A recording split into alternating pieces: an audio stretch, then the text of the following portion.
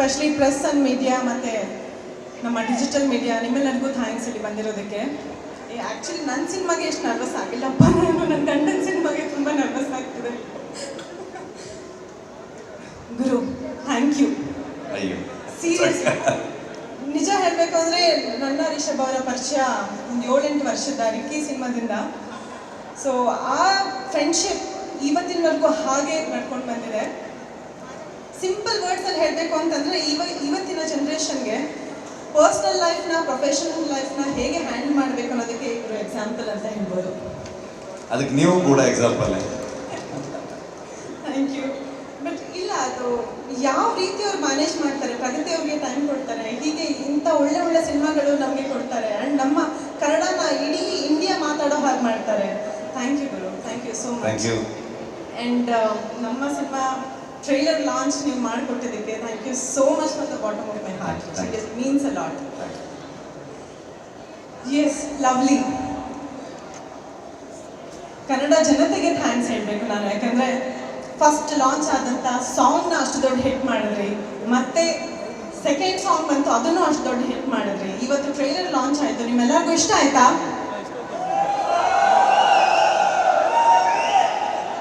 Lovely ಆಗಿದೆಯಾ trailer? S. ಇದೇ June 14ಕ್ಕೆ ಎಲ್ಲ ಚಿತ್ರಮಂದಿರಗಳಲ್ಲೂ ಸಿನಿಮಾ ರಿಲೀಸ್ ಆಗ್ತಾ ಇದೆ. ನೀವೆಲ್ಲರೂ ಥಿಯೇಟರ್ಗೆ ಹೋಗಿ ಸಿನಿಮಾ ನೋಡಬೇಕು. ಆ್ಯಂಡ್ ನಮ್ಮ ಇಂಡಸ್ಟ್ರಿಯ ಎಲ್ಲ ಆ್ಯಕ್ಟರ್ಸ್ ಆಗಿರ್ಬೋದು, ಡಿರೆಕ್ಟರ್ಸ್ ಆಗಿರ್ಬೋದು, ಪ್ರೊಡ್ಯೂಸರ್ಸ್ ಆಗಿರ್ಬೋದು, ಇವರು ಎಲ್ಲರೂ ಬಂದು ನಮ್ಮ ಲವ್ಲಿ ಸಿನಿಮಾಗೆ ವಿಶಸ್ನ ಬಯಸಿದ್ರಿ. Thank you so much. ನಾವೆಲ್ಲರೂ ಒಂದು ಅಂತ ಇದು ತೋರಿಸ್ಕೊಡುತ್ತೆ. Thank you for coming. Seriously means a lot. ಹೌದು, ನಾನೀಗ ರೆಸ್ಟಲ್ಲಿದ್ದೀನಿ, ಆದಷ್ಟು ಬೇಗ ಮತ್ತೆ ಕಮ್ ಬ್ಯಾಕ್ ಮಾಡ್ತೀನಿ. ಬಟ್ ಆ್ಯಸ್ ಆಫ್ ನಾನು ಲವ್ಲಿ ತಂಡದ ಒಂದು ಟೀಮ್ ಮೆಂಬರ್ ಆಗಿ ನಾನು ಇದ್ದೀನಿ. ಸೊ ಖುಷಿ ಆಗುತ್ತೆ ಅದಕ್ಕೆ. ಸೀರಿಯಸ್ಲಿ ನಾನು ಏನು ಮಾತಾಡ್ತಾ ಇದ್ದೀನಿ ಅನ್ನೋದು ನನಗೆ ಗೊತ್ತಿಲ್ಲ, ಯಾಕಂದರೆ ಅಷ್ಟು ನರ್ವಸ್ ಆಗಿದ್ರಿ. ಕೆಲಸನೇ ಮಾತಾಡುತ್ತೆ ವೆರಿ ಸೂನ್.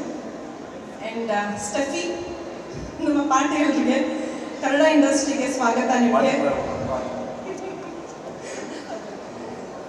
ತುಂಬ ಅದ್ಭುತವಾಗಿ ನಡೆಸಿದ್ದಾರೆ ಅವರು. ಆ್ಯಂಡ್ ಕನ್ನಡ ಕಲಿತು ಆ್ಯಕ್ಟ್ ಮಾಡಿದ್ದಾರೆ ಈ ಸಿನಿಮಾಲಿ. All the best Steffi.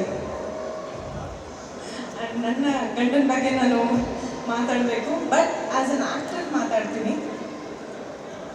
ದಿನ ನಾನು ನೋಡ್ತಿರ್ತೀನಿ ಅಲ್ವಾ, ಕೆಲಸ ಮೊದಲು, work is is first love ಅಂತ ನೋಡ್ತಿರ್ತೀನಿ ನಾನು ಈ ಸಿನಿಮಾ ವಿಜುವಲ್ಸ್ ನೋಡಿದಾಗ ನಾನೇನು ಅಂದ್ಕೊಂಡೆ ಅಂದರೆ, ಬಹುಶಃ ನಾನು ಅವ್ರನ್ನ ಲವ್ ಮಾಡಿ ಮದುವೆ ಆಗಿಲ್ಲ ಅಂತಿದ್ದಿದ್ರೆ ಈ ವಿಜುವಲ್ಸ್ ನೋಡಾದ್ರೂ ನಾನು ಲವಲ್ಲಿ ಬೀಳ್ತಿದ್ದೆ ಫಸ್ಟ್ ಶೋರ್.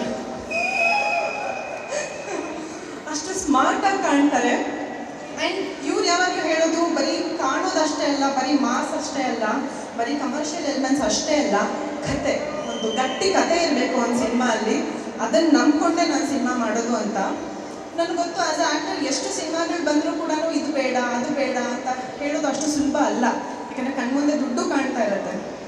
ಬೇರೆ ಸಿನಿಮಾಗಳನ್ನ ಬೇಡ ಅಂದು ಲವ್ಲಿಗೋಸ್ಕರ ಕಾದು ಆಲ್ಮೋಸ್ಟ್ 1 ವರ್ಷ ಆಯಿತಾ, 2 years almost 2.5 to 3 years pre production ಆಗಿರ್ಬೋದು, ಪ್ರೊಡಕ್ಷನ್ ಆಗಿರ್ಬೋದು, ಈಗ ಪೋಸ್ಟ್ ಪ್ರೊಡಕ್ಷನ್ ಆಗಿರ್ಬೋದು, ಇಷ್ಟರಲ್ಲೂ ತೊಡಗಿಸ್ಕೊಂಡು ಹಾರ್ಟ್ ಆ್ಯಂಡ್ ಸೋಲ್ ಕೊಟ್ಟಿದ್ದಾರೆ ಈ ಸಿನಿಮಾಗೆ.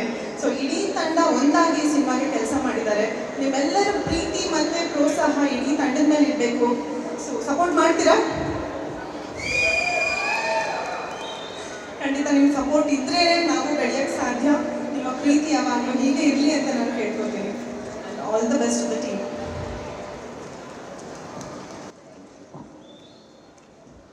ಥ್ಯಾಂಕ್ ಯು ಹರಿಪ್ರಿಯ ಅವರೇ. ಅವರು ಯಜಮಾನ್ರ ಬಗ್ಗೆ ಮಾತಾಡ್ತಾ ಲೈಟಾಗಿ ಭಾವುಕರಾಗ್ಬಿಟ್ರು. ಅಷ್ಟು ಹೆಮ್ಮೆ ಇದೆ ಅವರಿಗೆ ಅವ್ರ ಯಜಮಾನ್ರ ಬಗ್ಗೆ.